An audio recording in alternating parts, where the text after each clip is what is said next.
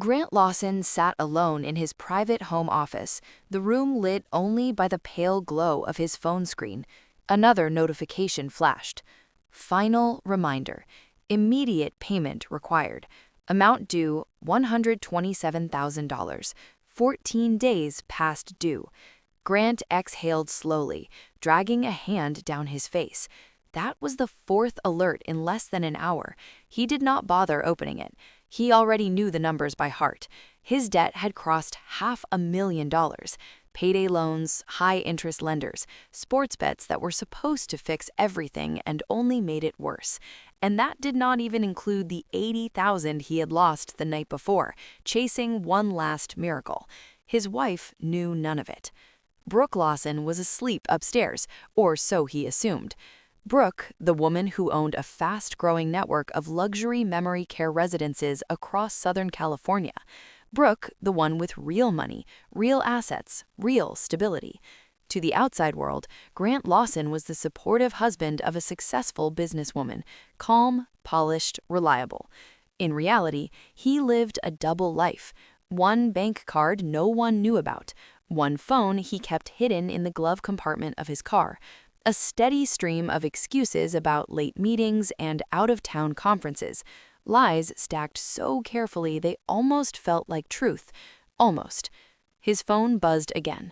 This time it was not a lender. It was a message from Jenna. "When can I see you again? I miss you." Grant closed his eyes for a brief moment, then typed a short reply. "Soon. Just give me a little time." He set the phone down and leaned back in his chair. His heart was pounding, not from guilt but from pressure. The collectors had started calling his office line. Someone was going to talk. It was only a matter of time before Brooke noticed something was wrong, and if Brooke ever asked questions, everything would collapse. Divorce was not an option. He knew that better than anyone. The prenup lawyers had insisted on was airtight. No assets, no properties, no safety net. Nothing. Grant stood and crossed the room to the wall safe. He rested his hand on the cold metal door, thinking about the document he had seen inside just days earlier. That was when the fear began to change into something else, something colder, something that felt like a solution. Brooke Lawson did not inherit her life. She built it. Long before the luxury homes, before the awards and magazine features, she was working 16-hour days, negotiating leases, recruiting specialists, and fighting zoning boards that never took her seriously.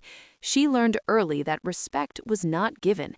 It was earned through consistency and results. By the time she met Grant, her company was already profitable, not flashy, but solid. Families trusted her with their parents. Investors trusted her judgment. Employees stayed because she paid fairly and led with discipline. Grant entered her life during a quiet season. She was tired, lonely in a way success does not fix. He was charming then, attentive, full of stories about future plans that sounded thoughtful and ambitious. He spoke about technology ventures that had failed, about lessons learned, about starting over wiser this time. Brooke admired resilience. She believed failure could be a teacher. When they married, her lawyers insisted on a prenuptial agreement. Brooke hesitated at first, afraid it would signal distrust. Grant reassured her, saying he loved her, not her money. The document was signed anyway. Every asset Brooke owned before the marriage remained hers. Every property, every account, every share. If they ever divorced, Grant would walk away with what he brought into the marriage, which was very little. Over the years, Brooke grew busier. Grant grew quieter. He attended events, smiled for photos, and listened as people congratulated his wife. At dinners, he was introduced as supportive, lucky, well-placed. No one noticed how often his smile tightened. No one noticed how rarely he spoke about himself. And Brooke never noticed how carefully he was counting everything she had. Jenna Reed was 22 and still believed that timing could fix anything. She worked at a designer boutique inside a high-end shopping center, folding silk blouses and greeting customers with practiced warmth. She dreamed of opening a small cafe one day, something cozy and creative, a place that felt like her own. Grant Lawson walked into the store on a quiet afternoon looking for an anniversary gift. He asked questions. He listened. He smiled like a man who felt unseen. Within a week, they were meeting for coffee. Grant spoke about a difficult marriage, about a wife consumed with work, about feeling invisible in his own home. He never mentioned her wealth. He never mentioned the prenuptial agreement. 2 weeks later, he told Jenna he was in love. He promised her a future that sounded simple and beautiful, a downtown apartment, her own cafe, a life where she would never feel small or ignored. "As soon as I handle things with my marriage," he said, holding her close. Jenna believed him. She had no reason not to. Grant never looked distracted with her, never checked his phone, never spoke about money except to say it was complicated. Her mother, Patricia Reed, was not convinced. She had seen men like Grant before, married men with excuses that always needed more time. But Jenna brushed off the warnings. She told herself this was different, that Grant was different. She did not know that everything he promised was built on something he did not own, and something he was becoming desperate to take. The wall safe was not something Grant used often. It was installed years ago at Brooke's insistence, a place for deeds, contracts, and documents she didn't want lying around the house. Grant knew the code only because she trusted him enough to share it. That afternoon, Brooke was still at work when Grant opened it. He told himself he was just looking for a tax document, something harmless, something necessary. But his hands moved with purpose, flipping through folders faster than needed. That was when he saw it. The will. Grant stood perfectly still as he read it once, then again, slowly, carefully. If Brooke Lawson were to pass away, every asset she owned would transfer to one person, him. No siblings listed, no charities, no business partners, just Grant Lawson named his sole heir. His heart began to race, not with fear, but with clarity. All the debt, all the collectors, all the nights staring at his phone, wondering how to escape, it all had an ending now, a single, terrifyingly clean ending. He closed the folder and returned it exactly where it had been. The safe clicked shut with a dull sound that seemed louder than it should have been. That night, Grant barely spoke at dinner. Brooke noticed his distraction, but assumed he was tired. She talked about a new facility she wanted to open near the coast, about staffing challenges, about long-term plans. Grant nodded, listened, calculated. In his mind, the numbers rearranged themselves. $500,000 in debt disappeared. Jenna's cafe appeared. A fresh start took shape. The idea did not arrive as a shock. It settled in, quietly, like something that had been waiting. Grant told himself he was not a bad person, just a trapped one, just someone forced into a corner. And corners, he reasoned, were people made difficult decisions. By the end of the week, he had chosen a restaurant, their favorite one, by the water, a place where Brooke felt relaxed, happy, safe. Grant told himself it was only dinner, but deep down, he knew it was something else. The restaurant sat along the harbor, wrapped in soft light and quiet elegance. Brooke loved this place. It was where they celebrated promotions, anniversaries, moments that once felt like milestones instead of memories. When Grant suggested dinner there, she smiled the way she used to, surprised and pleased. It felt like a return to something familiar. She dressed carefully that night, choosing a simple silk dress and pulling her hair back the way Grant always said he liked. In the car, she reached for his hand, grateful for the rare, uninterrupted time together. "I miss us," she said gently. Grant smiled and squeezed her fingers. "Me too." Inside, everything felt effortless. Calm music, low voices, white linen tables. Brooke relaxed in a way she hadn't in months. She talked about work, about plans for the company, about finally taking a vacation once the next project stabilized. Grant listened. He laughed at the right moments. He asked questions. Anyone watching would have seen a devoted husband. Halfway through dinner, Brooke excused herself to the restroom. Grant watched her walk away, then glanced around the room. Servers were busy. Conversations overlapped. No one paid attention to him. When Brooke returned a few minutes later, he was seated exactly as before, his expression neutral, his posture relaxed. They raised their glasses.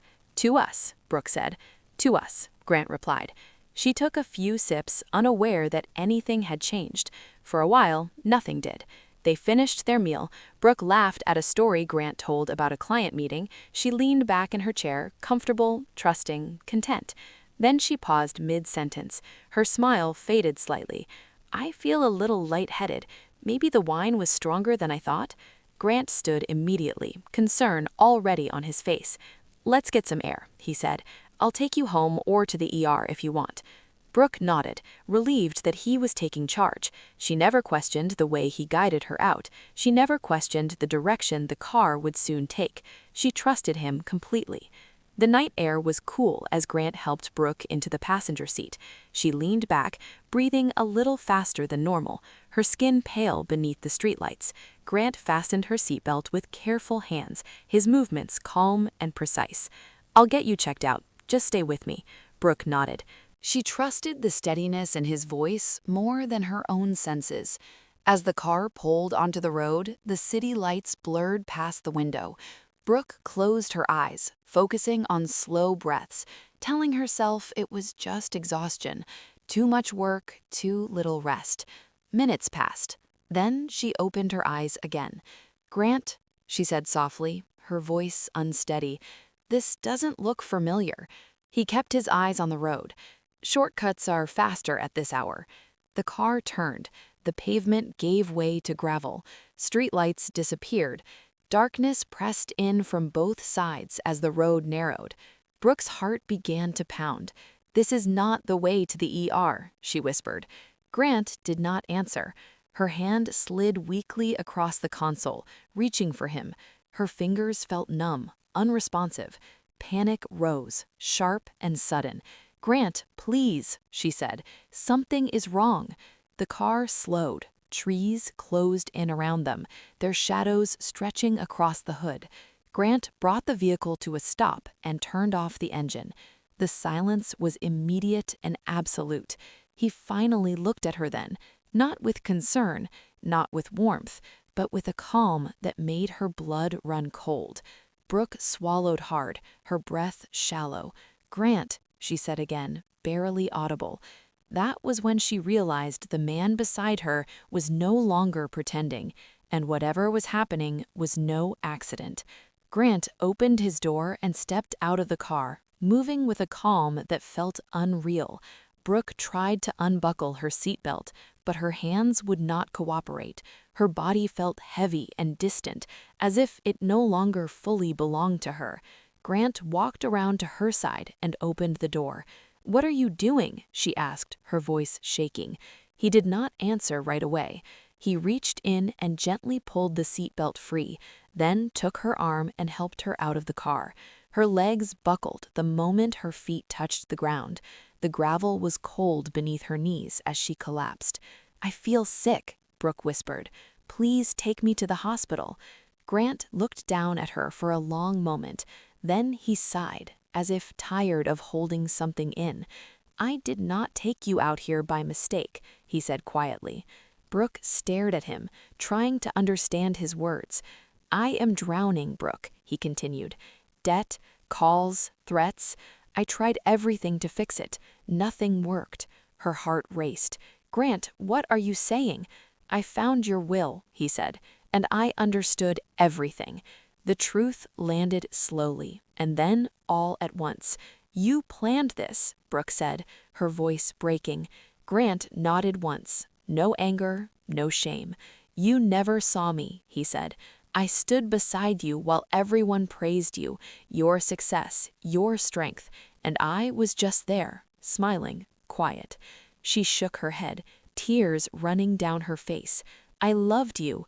He looked at her with something close to indifference. "I never loved you," he said. "You were convenient, safe, and now you are my way out." Brooke tried to crawl toward him, but her strength was gone. "Please," she whispered. Grant stepped back. "This ends tonight," he said. Then he turned away. The sound of the car door closing felt final, and when the engine started, Brooke knew he was leaving her there, alone, in the dark, to disappear. The sound of the engine faded into the distance, leaving only the wind and the low hum of insects. Brooke lay on her side, her cheek pressed against the cold ground. Every breath felt shallow and forced. Her thoughts came in fragments, drifting in and out like a weak signal. She tried to call out, but her voice was barely a sound. Time lost meaning. Just as the darkness began to close in completely, a new sound cut through it. An engine, low, steady, getting closer. Headlights appeared at the bend in the road, sweeping across the trees, and then slowing. The vehicle rolled forward a few yards before stopping. A door slammed. Footsteps rushed toward her. "Oh my God, are you alive?" Brooke forced her eyes open.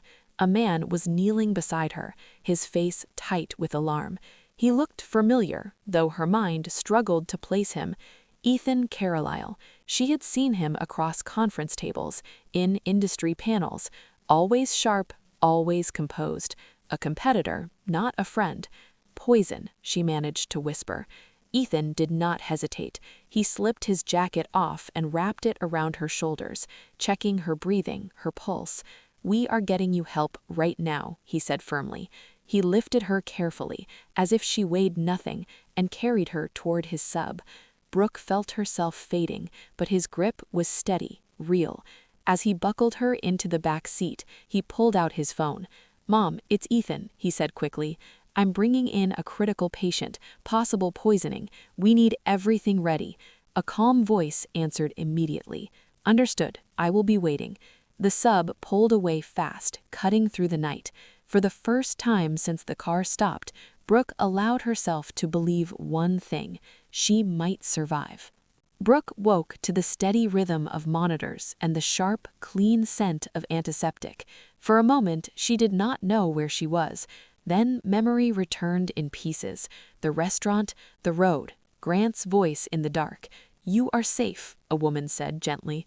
Brooke turned her head and saw Dr. Vivian Carlisle standing beside the bed, silver hair pulled back, eyes calm and focused.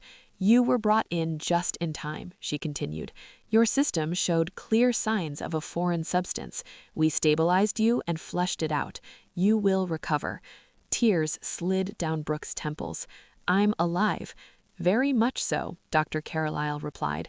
"But for now, you must remain invisible." Ethan stood near the doorway, arms crossed, his expression unreadable. "If Grant knows you survived, he'll destroy evidence or disappear," Ethan said. "Right now, he thinks he succeeded. That is our advantage." Brooke nodded slowly. She understood. Within hours, a plan began to form. Detective Mariah Bennett from the district attorney's office arrived quietly that evening. No uniform, no paperwork visible. "This is attempted murder," Mariah said, after listening to Brooke's statement. "And if we do this right, it will be clean and final." They moved carefully. Medical reports were sealed, blood samples documented. Dr. Carlisle preserved every result. Ethan's investigator traced Grant's finances. The picture was devastating. Over $500,000 in high-interest debt, escalating losses, constant collection calls. Then came the messages. Grant's text to Jenna painted a clear picture: promises, deadlines. One message stood out: "Everything will be settled soon. We are starting our new life." Mariah exhaled slowly. "That gives us motive." Next came the restaurant footage. The manager cooperated quietly. Cameras showed Brooke leaving the table, Grant alone, a brief movement of his hand toward her glass. 10 seconds was all it took. That was enough. Brooke lay back against the pillows as the truth assembled itself around her. Grant had planned everything, and now, for the first time, he had no idea the game had changed. 3 days later, Grant Lawson received the call he had been waiting for. The voice on the line was professional and calm. A representative from a private wealth bank offered condolences for his loss. They explained that his wife's estate required a preliminary consultation. Grant thanked them, his voice heavy and practiced. When the call ended, he sat perfectly still for several seconds. It worked. He showered carefully that morning, choosing his best suit. In the mirror, he practiced a restrained expression, grief without drama, sadness without suspicion. At the bank, marble floors echoed beneath his shoes. He was escorted to a quiet conference room on the third floor, Conference Room 7. He adjusted his tie and knocked. "Come in," a woman's voice said. Grant opened the door and froze. Brooke sat at the long table, pale but upright, her eyes steady and clear. Alive. For a brief moment, his mind refused to process what he was seeing. "This is not possible," he whispered. Before he could step back, the door closed behind him. Detective Mariah Bennett stood near the window, badge visible in her hand. Two officers blocked the exit. "Grant Lawson," Mariah said calmly, "you are arrested for attempted murder." His legs weakened. He reached for the back of a chair, but missed it. Brooke stood and placed a folder on the table. "This is the divorce petition," she said quietly, "filed under attempted homicide, fraud, and infidelity." Grant's mouth opened, but no sound came out. "Under the prenuptial agreement," Brooke continued, "you receive nothing. Not a dollar, not a future." The handcuffs clicked shut. Grant finally understood. He had walked in expecting an inheritance. Instead, he had walked into the truth. The courtroom was quiet when the judge read the sentence. Grant Lawson stood motionless, his hands clasped in front of him, his face drained of all color. The arguments had run out weeks ago. The evidence had spoken for itself. The financial records, the messages, the footage, the medical reports. There was nothing left to explain. The sentence was firm. 18 years. As he was led away, Grant turned once, searching the room. His eyes found Brooke for a brief second. She did not look back. To her, the man who had left her on the side of a dark road no longer existed. Outside, the air felt different, lighter. Brooke stood on the courthouse steps, letting the sun touch her face. The fear that had lived in her chest for months finally loosened its grip. Ethan waited nearby, respectful, silent. "It is over," he said softly. Brooke nodded. "Yes, it is." The divorce was finalized the same week. The prenuptial agreement held exactly as written. Grant walked away with nothing. No assets, no claims, no leverage. Brooke rewrote her will that same day. She returned to her company with a clarity she had never known. Stronger boundaries, tighter oversight, a renewed respect for her own instincts. Jenna sent a message through her attorney, an apology, a promise to rebuild her life differently. Brooke accepted it without bitterness. Healing did not come overnight, but it came slowly. Honestly, if this story reminds you of someone who trusted too deeply or ignored a quiet warning inside themselves, share it and tell me this. Where are you listening from? Your voice matters here. Thank you for being part of the art of revenge.